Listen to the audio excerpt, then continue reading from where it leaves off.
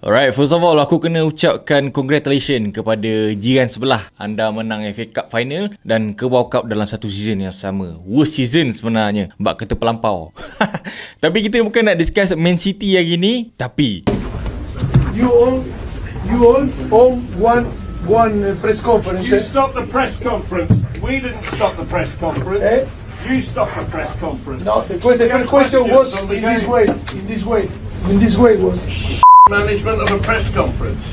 Since I joined the club, the last 48 hours has been the worst 48 hours because many people didn't support us.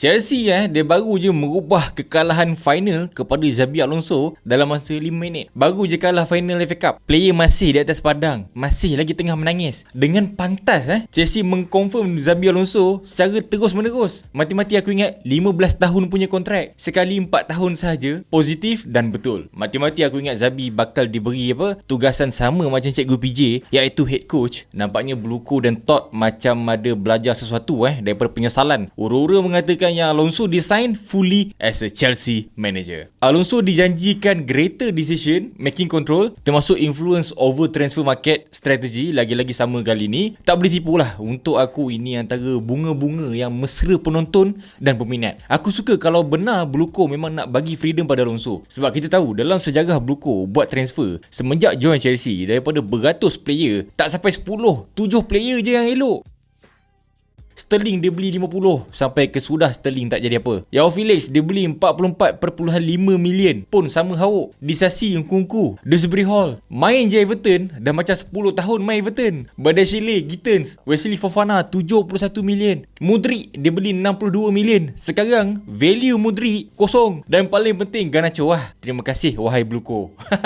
Dan memandangkan nampak gaya Bluco sekarang memang nak ke arah mesra manager under Alonso. Aku sokong dan aku nak tengok sejauh mana. So recap sikit, Alonso dah macam hero Jerman. Kita tahu dia pecahkan monopoli Bayern selama 11 tahun dalam 2 season lepas, dapatkan Leverkusen first ever league title dalam masa 120 tahun, buat Leverkusen jadi Neverkusen Invincibles, dekat mana first ever team pernah buat dalam Bundesliga. 51 game undefeated streak semua competition, grab 90 league point, second best higher dalam sejarah bola sepak Jerman. Masuk Real Madrid, 12 game win dalam 13 game pertama under Alonso. 70.5% win rate tau, walaupun terpaksa berhenti daripada kelab. Apa yang berlaku dalam dressing room dekat Madrid? Hilang kontrol, hilang locker room, dan di sinilah cerita Chelsea bermula. Chelsea tahun 2026 ni cuma pernah menang 5 kali je dalam liga. Daripada position top 4 terus jatuh ke mid table. Sekarang ni tuan-tuan dan puan-puan, Chelsea sekarang dah menyerupai Burnley tau. Daripada segi form, 2 gol je diorang skor dalam masa 2 bulan dalam liga. Sampai tak tahu sama ada kena letak gol opponent tu selaku gol of the month diorang ke macam mana sekarang ni. Dia bukan pasal kedudukan table je, tapi Bluco punya Shibal 4 tahun ada 9 perubahan termasuk interim. Bluco ni sebenarnya yang create volatile atmosphere dekat Chelsea tu. Tak ada stability, and then betapa tak function perhabisnya transfer structure Chelsea ni. Aku dah discuss benda ni, dah borak benda ni bertahun lamanya, dan malangnya aku yang kena balik bila aku cerita. Maklum segelintir manusia kan, dia tak suka benda real, benda nyata, tapi suka dengar apa yang diorang nak dengar je. And then here we are lah kan, masih lagi discuss benda yang sama. Chelsea spend over 1 billion, tapi squad penuh bloated dengan player yang masih lagi hijau, masih lagi kari dah senang cerita. Sampai season leadership experience semua dah tak ada. Dan the last true leader cuma Thiago Silva sahaja 2 season lepas. 1 Conference League winner, 1 Club World Cup, tapi 0 domestic trophy ataupun cup under Bluco. Dan disebabkan terus menerus tukar coach, tim ni tak ada main clear vision, tak ada kohesif punya sistem, dan akhirnya affected player-player utama lah macam Palmer dan sebagainya. Pendek kata, squad Chelsea sekarang ni tengah double confused tau. Muda dan tak ada jalan ke depan lah. Kadang-kadang manager sendiri tak kenal, engkau ni memang main Chelsea ke apa? Sebab ramai sangat anak-anak kena tengok ni.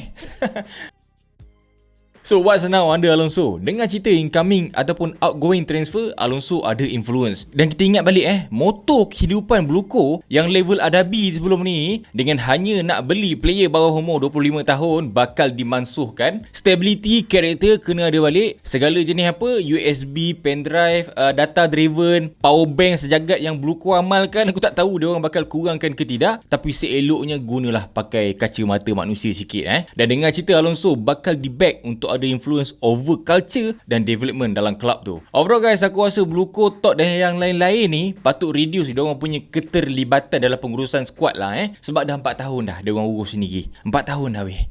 Memang jadi bodoh. 1 bilion lebih spend tak jadi apa. Pochettino menyerap sebab suara dia tak didengar. Enzo Maresca riot sebab suara dia tak didengar. Tuchel tengok muka Todd je terus riot keluar daripada kelab. So come on lah Bluko, belajarlah daripada kesilapan Stoplah over obsessed dengan pengurusan squad tu. Biarlah Alonso tu buat kerja dia. And this shit is applies to Ineos dekat MU juga tu. Dua kelab ni kalau betul bagi peluang suara manager didengar, InsyaAllah ada rasa selamat sikit tu. So apa fan boleh expect daripada Alonso? Aku rasa blueprint 3-4-2-1 tu bakal diguna pakai. Mungkin wingback domination macam dia biasa guna dekat Leverkusen pun mungkin diguna. Gusto Cucurella pun ada benda tu. Enzo Caicedo dah level wajib dikeraskan lagi dekat tengah. Dan aku rasa korang bakal tengok ada veteran signing ada Alonso ni. So mana tahu kan Alonso tiba-tiba nak sign Lewa ke, dia nak sign player favourite aku Ante Budimir ke tiba-tiba. Jangan pelik. Girassi, Inacio, Antonio Silva, ini contoh nama yang lebih dalam position masing-masing. So jangan pelik. Dan kalau tiba-tiba dia nak hantar Garnacho ke Real Madrid pun kau jangan pelik. Aku tahu memang ramai yang sayang Garnacho stay dekat Stamford Bridge. Tapi ingat itu mungkin cara-cara Alonso balas dendam pada Real Madrid. Dan Madrid pun janganlah bongok kan. Janganlah tertipu juga. Termakan umpan ambil Garnacho. Lagi kemelut jadinya. At the end of the day, hire Alonso is very positive untuk aku. Aku suka. Tapi sama ada position manager Alonso tu sekadar wayang ataupun memang betul dia manager, kita sama-sama tengok lah ya. Sebab janji jangan kena more fire. I'm on fire. Sudah. Guys, komen dekat bawah betapa menderitanya korang as a fan Chelsea. They went down with barely a whimper here at Brighton tonight. Their season continues to unravel. They've got a semi-final up and coming at the weekend. But on this sort of form you... Dan apa yang korang expect daripada Alonso? Kita dah nak dekat end season dah ni. Banyak lagi isu, banyak lagi benda nak kena discuss. Video laju-laju. Mana-mana yang baru tengok Forest Studio, make sure korang tekan subscribe button dekat tepi tu, like, share. I'll see you in the next video. Aku Bro Hans. Thanks for watching.